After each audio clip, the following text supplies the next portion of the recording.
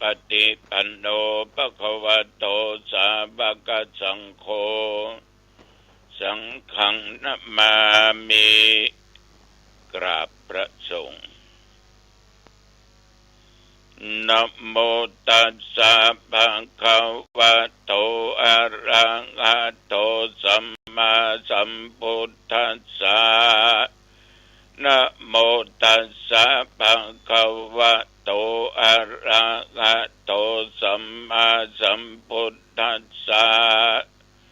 นะโมตัสสะภะคะวะโตอะระหะโตสัมมาสัมพุทธัสสะพุทธังสรณังคัจฉามิธัมมังสรณังคัจฉามิสังฆังสรณังคัจฉามิตุติยัมปิพุทธังสรณังคัจฉามิตุติยัมปิธัมมังสรณังคัจฉามิตุติยัมปิสังฆังสรณังคัจฉามิตติยัมปิพุทธังสรณังคัจฉามิตติยัมปิธัมมังสรณังคัจฉามิตติยัมปิสังฆังสรณังคัจฉามิอิติปิโสภะคะวะอะระหังสัมมาสัมพุทโธวิชชาจารณะสัมปันโนสุขโตโลกวิทูอนุตตโรปุริสัทธัมมสารถิสัทธาเทวมนุสสานังพุทโธภคะวาติยันตุนิมิตตังอวะมังคะลัญจาโยจามะนาโพสะโกนัสสะสัทโธปะปะกะโหโตโสปินังอะกันตังพุทธานุภาเวนะวินาศเมนตุสวากขาโตภะคะวะตาธัมโมสันติปัจจตังเวทิตาโพวินยูหิติยันตุนิมิตตังอวะมังคะลัญจาโยจามานะปุสะสัทโธปะปะกะโอโตโสปินังอะกันตังสังฆานุภาเวนะวินาศเมนตุสุปฏิปันโนภะคะวะโตสาวกสังโฆอุชุปฏิปันโนภะคะวะโตสาวกสังโฆญาญะปฏิปันโนภะคะวะโตสาวกสังโฆสามิจิปฏิปันโนภะคะวะโตสาวกสังโฆยะติตังจัตตาริปุริสยุคานิอัตถปุริสปุคะลาเอสะภะคะวะโตสาวกสังโฆอาอุนัยโยปะอุนัยโยทักขินัยโยอัญชลิกรณิโยอนุตตลังปุญญเกตังโลกัสสาติยันตุนิมิตตังอวะมังคะลัญจาโยจามะนะโพสะกุนัสสะสัทโธปะปะกะโหโตโสปินังอะกันตังสังฆานุภาเวนะวินาศเมนตุยะโตอังปะกินนิอะลิยะยะจติยะจโตนาปิจานามิสัญจิจาปานังชีวิตาโวโรเปตา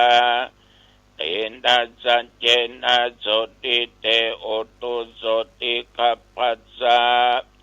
โพชังโคสัตติสังฆโตธัมมันังวิจโยตถา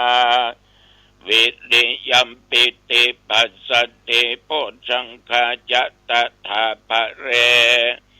สัมมาตุเปกะโพชังคาสัตเตเตสัพพทักษินามุนินาสัมมาทัคขาตาภะวิตาภะอุลิกตาสังวัตตันติอภิญญายานิพพานายาจะโพธิยาเอเตนะสัจจวัชเชนะโสทิเตโอตุสัพพทาเอกัสสมิงสัมมาเยนะโทมุขันลานัญจกัสสปังขิลาเนตุกิเตติสะโพชังเคสัตตะเทสะเยเตจะตังอภินันติตัวโรคามุตยิงสุตังคะเนเอเตนะสัจจวัชเชนะโสติเตโอตุสัพพทาเอกตาธัมมราชาปิเกลัญเยนะปิปิริโตจุนตเตเรนะตัญเยวะปันนาเปตวนาสัตตันลังสัมโมดิตวจะอภาตาตัมหาพุทธาสิทานะโสเอเตนะสัจจวัชเชนะโสติเตโอตุสัพพทาปะหินาติจาอภาตาตินันนัมปิมะเยสินังมัคคะอัตตกิเลสัมปปัตตานุปติตัมมะตังเอเตนะสัจจวัชเชนะโสติเตโอตุสัพพทาสักกะตัวพุทธรัตนังโอสตังอุตตมังวะลังหิตังเทวมนุสสานังพุทธเตเชนะโสตินานัสสันตุปัตตวาสัพเพทุกขาวูปัสสมเมนตุเตสักกะตัวธรรมรัตนังโอสตังอุตตมังวะลังปะลิลังอุปัสสมนังธรรมเตเชนะโสตินานัสสันตุปัตตวาสัพเพพญาวุปัสสเมนตุเตสักกะตัวสังขารตันังโอสตังอุตตมังวะลังอาหุนายังปะอุดายังสังฆเตเจนะโสตินานัสสันตุปัตตวาสัพเพโรคาวุปัสสเมนตุเตนัตถิเมสรณังอัญญังพุทโธเมสรณังวะรังเอเตนะสัจจวัชเชนะโหตุเตชะยะมังคะเลนัตถิเมสรณังอัญญังธัมโมเมสรณังวะรังเอเตนะสัจจวัชเชนะโหตุเตชะยะมังคะลังนัตถิเมสรณังอัญญังสังโฆเมสรณังวะรังเอเตนะสัจจวัชเชนะโหตุเตชะยะมังคะลังอัตถิอุณอัสสวิจโยธัมโมโลเกอนุตตโรปุริสัพพสัตตะอิตัตถยะตังตังกันหาอิเทวะเตปริวัชเชละจัตตันเตอมนุเสอิปะวะเกพยัคเขนะเกวิเสปุเตอะกัลละมะระเนนะวาสัพพสัมมามะละนามุตโตทัพเพตัวกาละมะริตังตัสเสวะอนุภาเวนะอุตุเทโวสุขิสัทธาสุทธสิลังสัมมาทายะธัมมังสุจริตังจเรตัสเสวะอนุภาเวนะอุตุเทโวสุขิสัทธาลิขิตังจินติตังปุชังภาระนังวะจะนังคะลุงปะเลสังเทสนังสุตวตัสสะอายุปวัตตะเต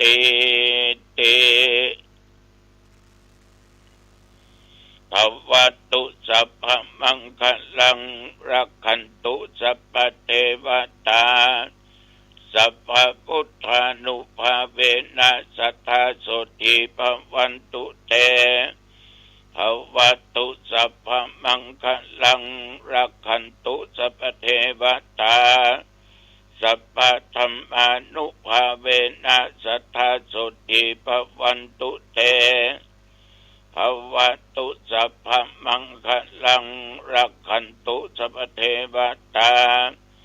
สัพพสังฆานุภาเวนะสัทธาโสติภวันตุเต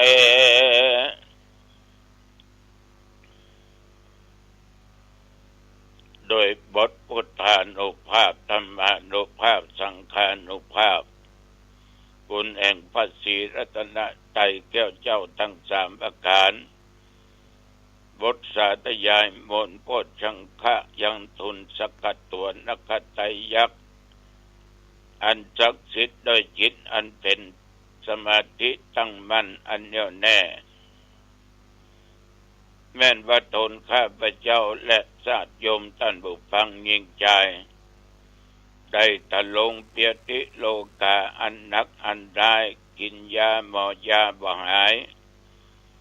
ขอพุทธานุภาพธรรมานุภาพสังฆานุภาพมนต์อันศักดิ์สิทธิ์จงกำจัดโรคภัยไข้เจ็บเปียติอันหนักอันร้ายนอกกายในกายที่เกิดมีแก่ข้าพเจ้าและญาติโยมหญิงใจทุกคนจงกำจัดอันตรายหายไปณโอกาสบัดนี้แม้นว่าตนข้าพเจ้าและญาติโยมเดินทางไปเหนือใต้ทุกออกไกลทุกสลอกทุกกองจงเดินทางด้วยความปลอดภัยปราศจากโรคภัยภัยยะอันตรายต่างๆอย่าได้มาก้ำมากายเมื่อไปก็มีชัยชนะกลับมาก็มีโชคมีใจมีสติปัญญาบัตั้งตัวตนอยู่ในความประมาทแม้นว่าญาติโยมค้าขายสิ่งใดสิ่งใดขอได้กำไรเยอะจำเริญด้วยกิจการงานจำเริญหน้าที่ยิ่งขึ้นไปอายุวันนะสุขะพละจงบังเกิดแก่ทุกท่านทุกคนเจริญพรกรมอุตุได้บอกตักเตือนอยู่เสมอว่าระยะนี้อากาศเปลี่ยนแปลงจากหนาวมาเป็นร้อนฉะนั้นการจะปรับตัวนั้นมันก็ได้ยากแต่ก็ไม่ยากอยู่ที่ตัวเฮาจะฮักตัวเฮาขนาดไหนสุขภาพดีบ่มีขายอยากได้ต้องกระทำเองระยะนี้มีเป็นบางที่ลูกศิษย์ลูกหาวันฟังว่ามีฝนตก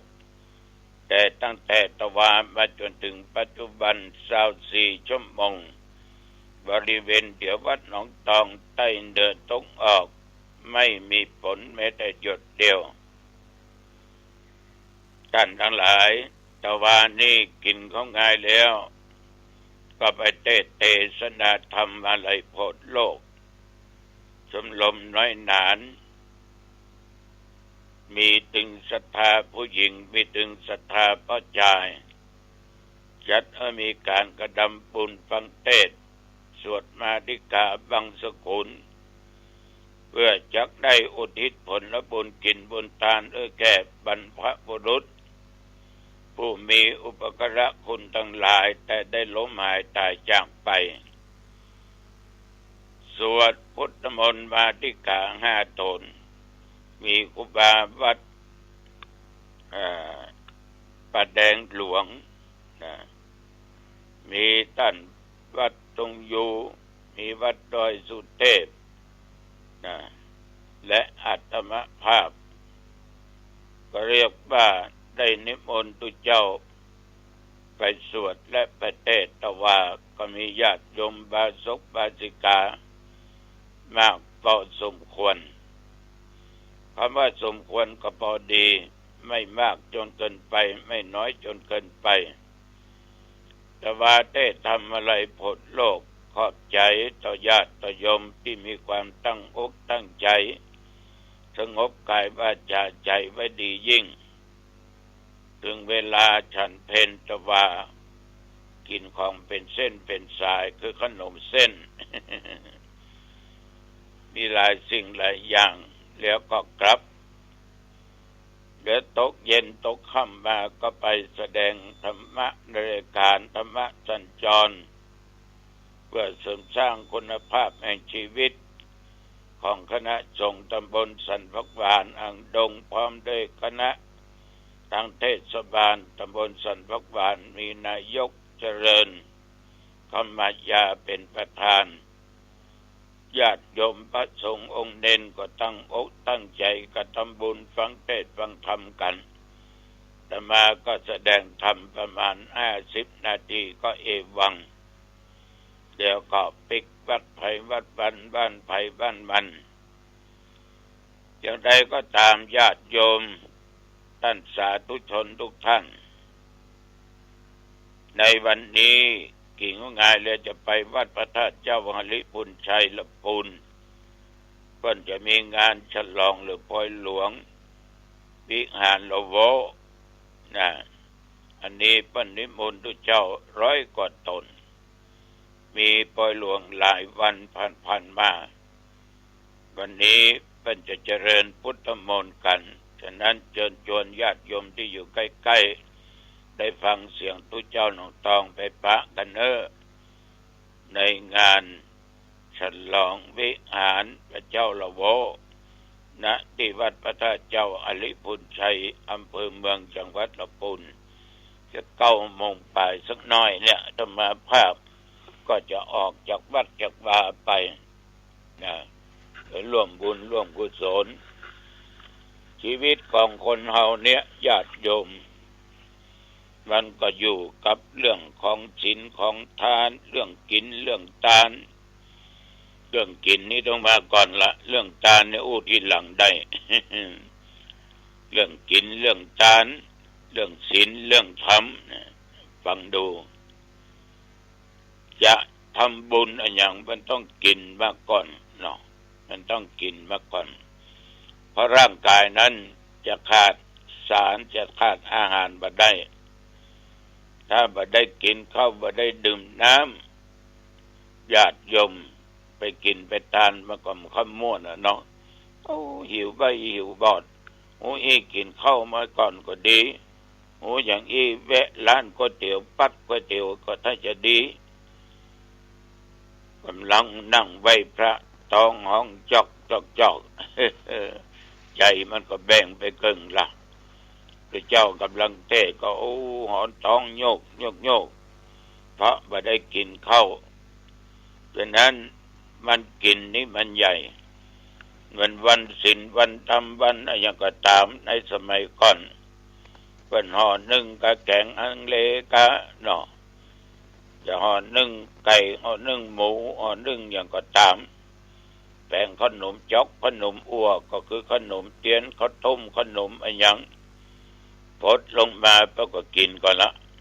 แต่ก่อนจะกินเพื่อก็แบ่งไว้เป็นปุ้นอันนี้จะเอาไปใส่บาตรพวกเมื่อเจ้าเข้าก็แบ่งห่อนึ่งก็แบ่งเรียบร้อยแล้วเพื่อก็กินละนะกินละอย่างน้อยอยากกินเนี่ยว่าพ่อครัวแม่ครัวก็ต้องจิ้มก่อนนะแม่ก็ เอาทัพพีหรือปากหรือช้อนตักน้ำไม่หีบโพดจางเกลือน้อยเฮ้ยใส่ความเค็มไปหน่อยตึมเกลือไปหน่อยน้ำปลาไปหน่อยอย่างพริกเฮ้ยใส่พริกไปเนี่ยหมูทำนะหมูเกี่ยวกับเรื่องพ่อครัวแม่ครัวก็ต้องจิ้มฉะนั้นจึงบอกว่ากินมันเป็นใหญ่เรื่องตายมันเป็นเรื่องเยอะเล็กเอาจะไปกินไปทานที่ไหนก็ตามมันจะต้องกินเนี่ยก่อนนอกจากนั้นญาติโยมที่ทำให้จิตใจงดงิดเวลาจะไปนั่งไหว้พระสวดมนต์เจริญเมตตาภาวนาฟังเทศน์ฟังธรรมอย่างแวะห้องน้ำก่อนยังดีปวดนักปวดเบาสะปะสะเปด สวดเพิ่นก็บ่จบง่ายๆเทศก็บ่จบง่ายๆเจ็บไปเจ็บบอดเจ็บไปเจ็บแง่วอันตุมื้อนี้ก็สวดเหมือนแง่วเทศเหมือนแง่วเอาล่ะเอาตุแง่วไปตัวละ ฉะนั้นญาติโยมท่านทั้งหลายต้องทำภารกิจต่างๆหมู่นี้มันเรียบร้อยนะมันดีมีเรื่องเล่าให้ฟังก็ว่าเป็นหยังเนาะครูบาอาจารย์เพิ่นได้เสียไปละนี่เพิ่นก็ไปงานบุญที่วัดหนึ่งญาติโยมแล้วครูบาตัวนี้เพิ่นเจ็บท้องเอาก็อู้ว่าลุท้องเนาะทีนี้ก่อนจะมานั่นน่ะเพิ่นก็เข้าห้องน้ำเรียบร้อยมาถึงกลางทางก็กระลอกกระล่อยลูกศิษย์ลุงหาคนขับรถก็ถามว่าหลวงพ่อว่าแวะห้องน้ำแล้วก็เป็นหยังบ้างล่ะมันยังบ่แต้เตือก เมื่อไปถึงที่วัดเพิ่นทำพิธีสวดอย่างได้สักกำเนี่ยเอาละมาแล้วระเบิดละทนจนบ่ได้ลูกศิษย์ลุงหาก็จำเป็นต้องนำลงจากวิหารไปเข้าห้องน้ำไปเปลืองทุกเนี่ยโอ้มาถึงนักแก่พอไม่ออกก็ถ้าจะเจอเหมือนกันนะเอานี่ก็เคยเจออดบ่ได้นะฉะนั้นต้องชำระทุกสิ่งทุกอย่างมันได้คำได้กาเวลาไปทำบุญสุนทานไปไหว้พระสวดมนต์ฟังเทศน์ฟังธรรมเจริญเมตตาภาวนา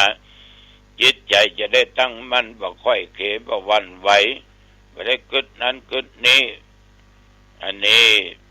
กำลังฟังเทศน์อยู่แต่เอาละมันจะลำบาก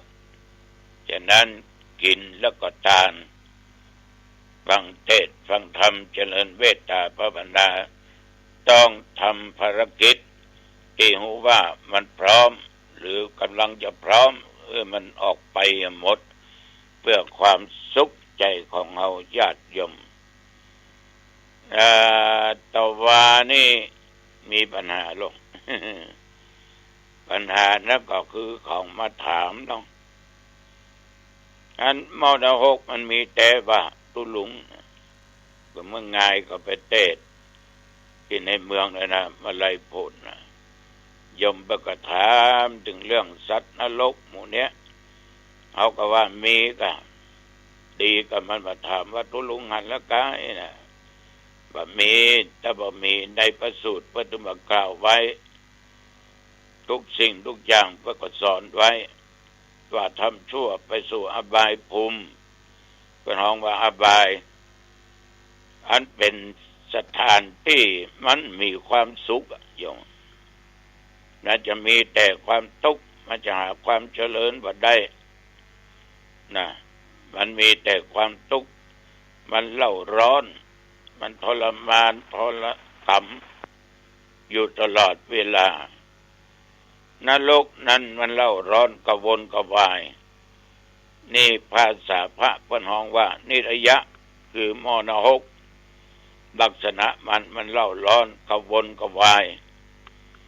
แล้วก็กำบัดไปเป็นเปรตคือปิติวิสัยเนี่ยจะพวกเปรตมันมีลักษณะหิว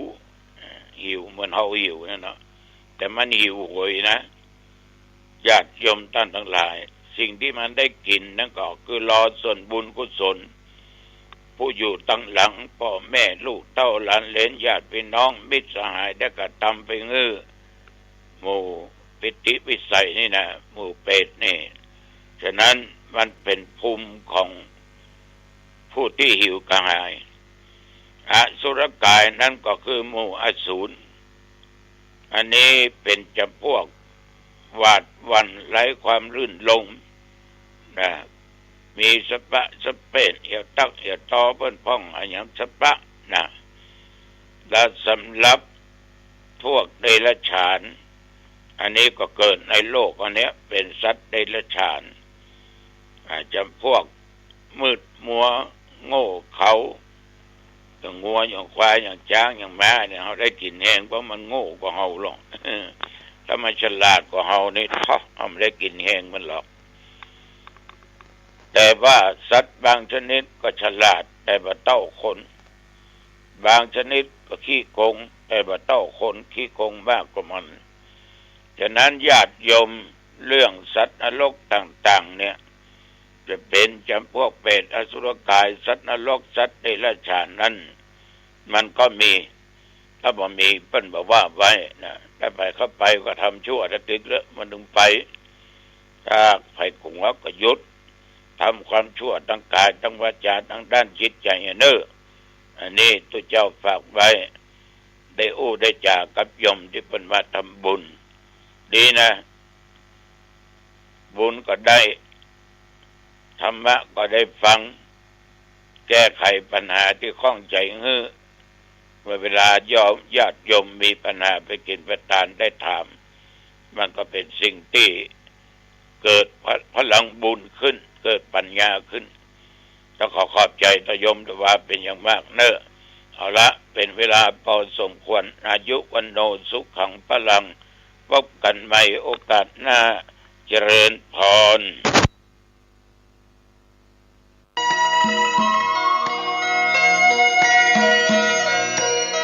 สารเพื่อการประชาสัมพันธ์โครงการปรับภูมิทัศน์และพัฒนาปรับพื้นที่รอบอุโบสถวัดป่าแดงมหาวิหารมติคณะกรรมการบริหารวัดป่าแดงมหาวิหารครั้งที่ 4/2567 ได้เห็นชอบและอนุมัติให้ดำเนิน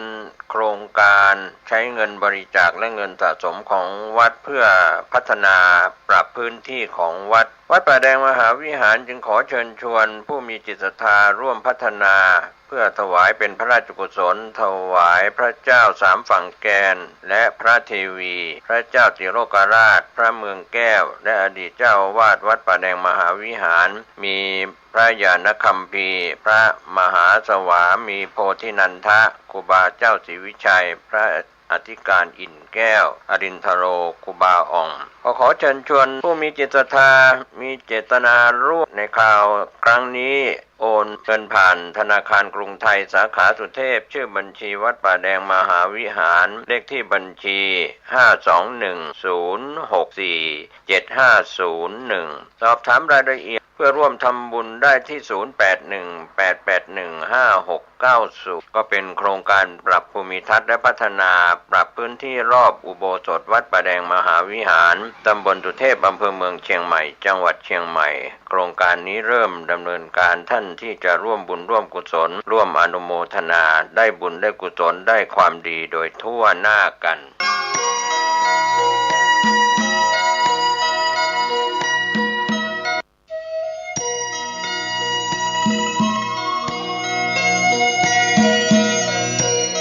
ข่าวสารงานบุญ